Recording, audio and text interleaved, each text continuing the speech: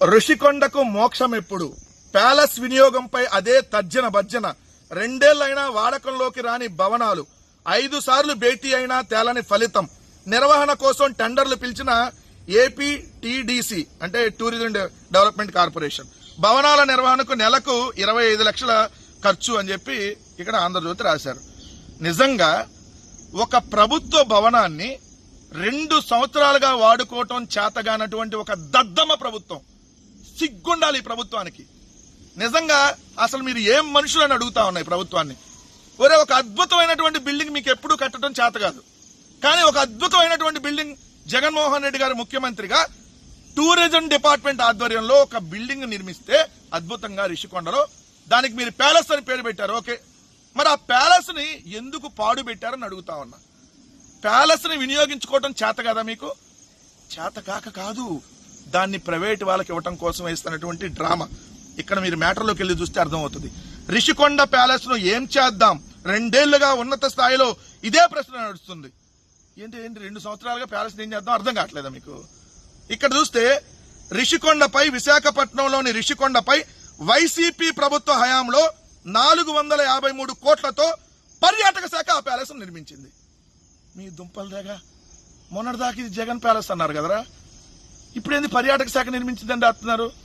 మరి పర్యాటక శాఖ నిర్మిస్తే పర్యాటక శాఖ ప్యాలెస్ అయింది కదా, టూరిజం డెవలప్మెంట్ కార్పొరేషన్ దానికి సంబంధించింది అయింది కదా, పర్యాటక శాఖ అంటే ప్రభుత్వ శాఖ కదా, అంటే అది ప్రభుత్వ బిల్డింగ్ అయింది కదా. మరి మీరు మొన్నటిదాకా ఇది జగన్ ప్యాలెస్, జగన్ గారు కట్టుకున్నాడు, లేదంటే భారతమ్మ గారి కోసం కట్టారని చెప్పి దుష్ప్రచారం చేశారు కదా మీ గాలి పత్రికలు. ఏ మిస్టర్ రాధాకృష్ణ, నీ గాలి పత్రికలోనే అది జగన్ ప్యాలెస్ అని హెడ్డింగ్ పెట్టావు కదా, మరి ఇప్పుడు పర్యాటక శాఖ నిర్మించింది ఆ బిల్డింగ్ అని రాసావు కదా. అంటే ఎంత తేడానో చూడండి, ఎలా దుష్ప్రచారం చేస్తారో చూడండి. రిషికొండని బోడిగుండు కొట్టేశారని చెప్పి దుష్ప్రచారం చేసింది ఇదే గాలి పత్రికలో, ఇవే గాలి పార్టీలు. ఇప్పుడు అది పర్యాటక శాఖ ఆధ్వర్యంలో వైసీపీ ప్రభుత్వ హయాంలో నిర్మించారు అని చెప్పి రాశారు. రాసి పర్యాటక శాఖ మంత్రి రోజా 2024 ఫిబ్రవరి నెలలో ప్రారంభించారని కూడా రాశారు. మరి పర్యాటక శాఖ బిల్డింగ్లు అయితే జగన్ గారి బిల్డింగ్లు అని చెప్పి ఎలా దుష్ప్రచారం చేశారు. ఓ సిగ్గులేని ఈ గాలి పార్టీలను అడుగుతా ఉన్నా, రాసినటువంటి ఆ సిగ్గులేని పత్రికలను అడుగుతా ఉన్నా.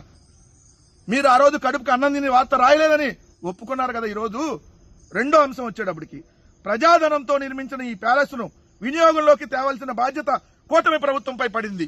గత ఏడాది ఆగస్టులో ఉప ముఖ్యమంత్రి పవన్ కళ్యాణ్ వెళ్లి అక్కడ షో చేసి వచ్చాడు, అది వేరే విధం అనుకోండి.